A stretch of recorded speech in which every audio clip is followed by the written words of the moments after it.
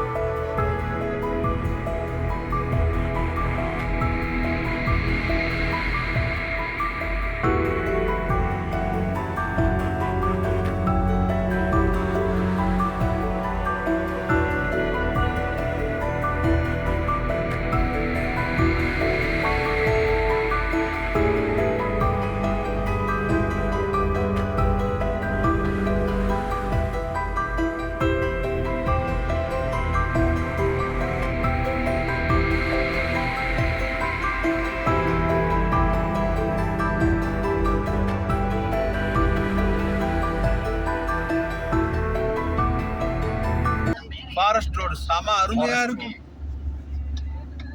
Green everywhere. Yeah Kerala road மாதிரியே இருக்கு.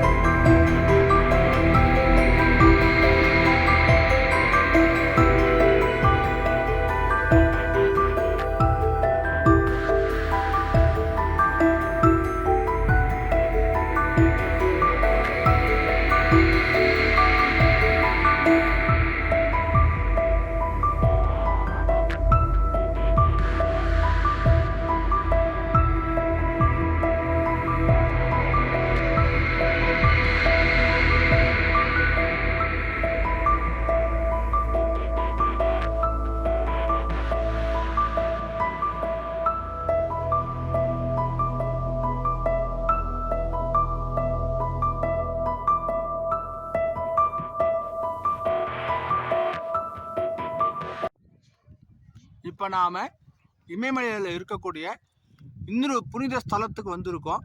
பராசர் லேக். பராசர மகாமுனி தவம் செஞ்ச இடம். பீமன் அவரால் உருவாக்கப்பட்ட இந்த குண்டம் பராசர லேக் ஏரி. பிற்காலத்தில் வந்த ராஜா கோவில் கட்டியிருக்கார். இப்போ கீழே போய் பார்க்கலாம். முதல்ல ஒரு அவுட்டர் வியூ பார்த்துட்டு கீழே போய் பார்க்கலாம். இங்கே பாருங்கள், ஃப்ளோட்டிங் லேண்டும் இருக்குது இதில்.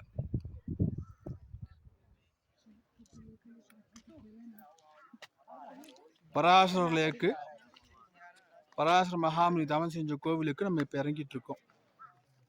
மலை உச்சியில இருக்கு.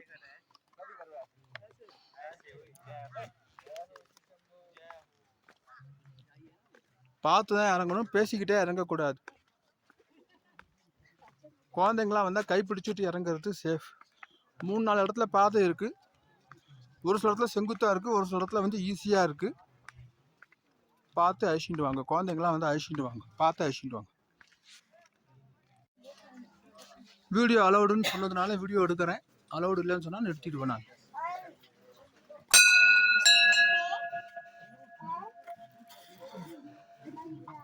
Jai Sriram.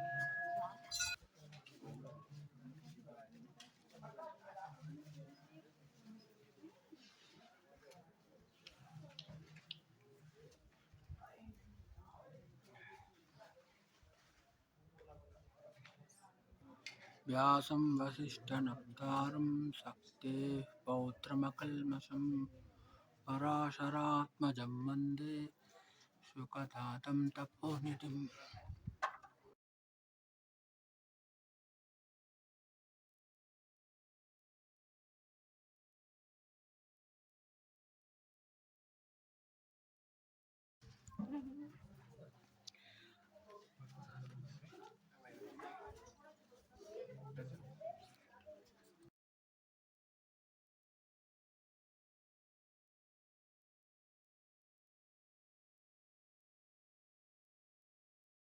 This is the history of this lake and this temple.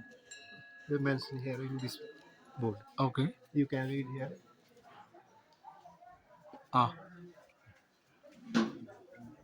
Total history. They mentioned in these lines. ये पराशर ऋषि की तपोस्थली है। यहाँ पराशर ऋषि ने तपस्या की है। पराशर ऋषि गुरु वशिष्ठ के पोते और महर्षि शक्ति के बेटे थे और पांडव कौरव सब इसी के वंशज हुए थे। जो महाभारत काल में पांडव कौरव उत्पन्न हुए थे, ये सभी इन्हीं के वंशज के हुए थे। बोलते जब पराशर ऋषि यहाँ आए थे तो पराशर ऋषि ने यहाँ 63,000 वर्ष ध्यान किया था और यहीं समाधि में लीन हो गए थे पराशर ऋषि। 13वीं शताब्दी में कोई मंडी हिरासत के शासक बाणसेन करके राजा बाणसेन थे, उन्होंने इस मंदिर का रेनोवेट जीर्णोद्धार किया था इस मंदिर का।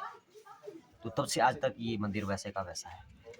और यहाँ का सबसे बड़ा अजूबा ये है कि झील के अंदर ये टापू मूवमेंट करता रहता है, वो घूमता रहता है और उसकी डेप्थ कई बार नापी गई झील की, लेकिन आज तक मालूम नहीं पड़ी लेक की। तो यही खासतर यहाँ और 3 बहुत बड़े फेस्टिवल मनाए जाते हैं यहाँ पराशर ऋषि के दरबार में। यही हिस्ट्री खासतर। पराशर का समाधि इधर। हाँ बिल्कुल उधर बिल्कुल अलाउड नहीं है अंदर जाना, अलाउड नहीं अंदर जाना। कहाँ है? अंदर अंदर। अच्छा अच्छा।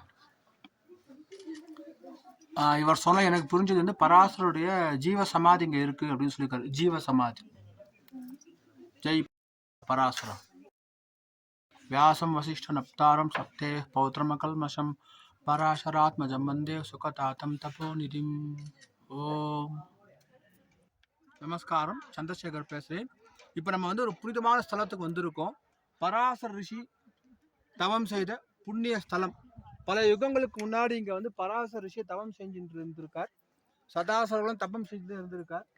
இங்கே ஜீவ சமாதி இருக்கு அப்படின்னு சொன்னார். அங்கே குருக்கள் அவரை கேட்ட ஜீவ சமாதி அவருடைய இங்கே இருக்கு அப்படின்னு சொல்லியிருக்கார்.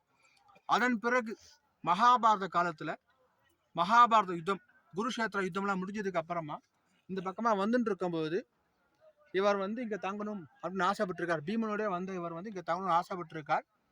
அப்போ வந்து இது ஒரு மலையாக இருந்திருக்கு போல இருக்கு.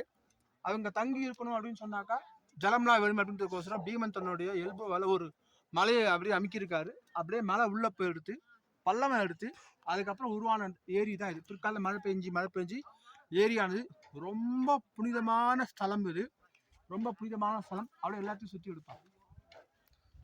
புனிதமான ஸ்தலம். இங்கே வந்தோம் அப்படின்னு சொன்னாக்கா அவ்வளோ ஒரு அமைதியாக இருக்குது. ஆனந்தமான ஒரு ஆத்மார்த்தமான அமைதி இருக்குது. இந்த ஏரியிலே பார்த்தீங்கன்னாக்கா பிற்காலத்தில் வந்து இங்கே இது ஃப்ளோட்டிங் லேண்ட் ஒன்று இருக்குது. இந்த லேண்ட் அப்படியே மூவ் ஆகிட்டே இருக்குமா. இங்கே இருக்குது ஃப்ளோட்டிங் லேண்டு. இது இங்கே இருக்கும், அப்புறம் இங்கே இருக்கும், அப்படியே மூவ் ஆகிட்டு அப்படியே வந்துட்டே இருக்குது.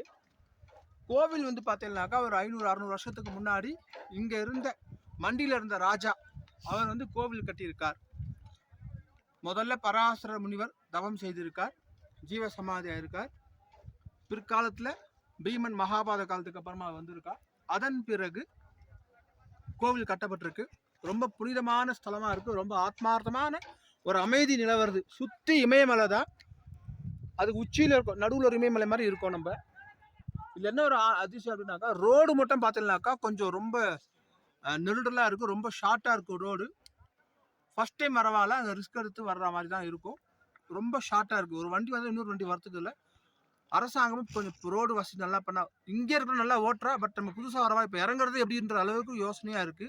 அந்த அளவு இருக்கு. ஆனா இங்க வந்ததுக்கு அப்புறம் அதை மறந்துட்டேன். இந்த வீடியோ எடுக்கும்போது ஞாபகத்தை தவிர, உள்ள வந்து சுவாமியை பார்க்க வந்ததுக்கு அப்புறமா நம்ம எந்த ஸ்தலத்துல இருக்கோம், எங்கேருந்து வந்தோம் எல்லாமே மறந்து போயிடுது. ஒரு 30 வினாடி ஒரு அப்படி ஒரு ஆனந்தமா அந்த கோவில்ல போயிட்டு வரும்போது ஒரு 2 வினாடி அவ்வளவு ஆனந்தமா இருந்தது. அனைவருமே வாழ்நாள்ல வந்து பார்க்கக்கூடிய ஸ்தலமா இருக்கு பராசரர் ஏரி, பராசர மகரிஷி கோவில். இந்த கோவிலுக்கு எப்படி வரணும் அப்படின்னு சொன்னாக்கா, மண்டியிலேருந்து வரலாம். மண்டியிலேருந்து கிட்டத்தட்ட ஒரு 90 கிலோமீட்டர் 80 கிலோமீட்டர் இருக்குன்னு நினைக்கிறேன். மண்டியிலேருந்து 2 பாதை இருக்கு. சண்டிகர்லேருந்து வர ரோடு ஒன்று இருக்கு. அதை தவிர இன்னொரு ரோடும் இருக்கு. 2 ரோட்ல எந்த ரோட்ல வேணாலும் வரலாம். ரோடு கொஞ்சம் ரொம்ப குறுகலா இருக்கு, பார்த்து வரணும். இந்த கோவிலுக்கு வந்தோம் அப்படின்னு சொன்னாலே ஒரு நாள் தேவைப்படும். கீழே இருந்து மேலே வரும்போது சுவாமிக்கு நல்லா பார்த்துட்டு திரும்பி கீழே இறங்கி போறதுக்கு கண்டிப்பாக 2 நாள் இருக்கணும். அங்க பாருங்க, சுவாமி பராசரருடைய கோபுரம் ஸ்தல விருட்சம் நினைக்கிறேன். ரொம்ப பிரமாதமா இருக்கு. ஸ்தல விருட்சம் ஏரி இங்க வரைக்கும் ஜலம் இருந்திருந்தாக்கா தொத்து புரோக்ஷனம் பண்ணிட்டு இருக்கலாம். வெயில் காலமா இருக்கிறதால ஜலம் கொஞ்சம் உள்வாங்கி இருக்கு. இருந்தாலும் பராச மகரிஷிக்கு நமஸ்காரம். ரொம்ப ஆனந்தமா இருக்கு. எல்லோரும் தவறாம வந்து பார்க்க வேண்டிய இடம். வாழ்நாள்ல ஒரு நாள் பிளான் பண்ணி இமயமலைக்கு வரும்போது, இந்த குழு மணாலி வரும்போது ஒரு நாள் இந்த கோவிலுக்குன்னே பிளான் பண்ணி வாங்கோ. ஆனா ரோடு ரொம்ப குறுகலா இருக்கு. திரும்பியும் சொல்றேன், அதை மனசுல வச்சுட்டு வாங்கும். நீங்க வர சமயத்துல இங்க இருக்கிற டிரைவரை கேட்டுட்டு ரோடு இப்ப எப்படி இருக்கு, நல்லா இருக்கா, போகலாமான்னு கேட்டுட்டு வாங்கோ.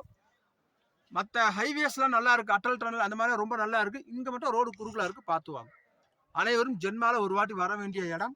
வர முடியாதவா, வயசானவா, அவாலாம் இந்த வீடியோவை பார்த்து பராச மகரிஷியுடைய அனுகிரகம் பெற்றுக்கொள்ளுங்கோ அப்படின்னு சொல்லி பிரார்த்தனை பண்ணிக்கிறேன். வியாசம் வசிஷ்ட நப்தாரம் சக்தே பௌத்திர மக்கள் மசம் பராசராத் மஜமந்தே சுகதாத்தம் தப்போனிதும் வியாசாய விஷ்ணு ரூபாய வியாச ரூபாய விஷ்ணுவே நமோ வை பிரம்மனிதே வாசிஷ்டாய நமோ நமஹ. Ram Ram.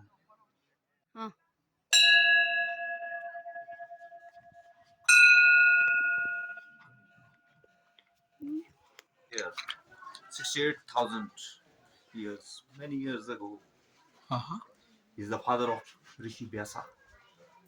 Is connected from the Katha Mahabharata. Rishi Parashar.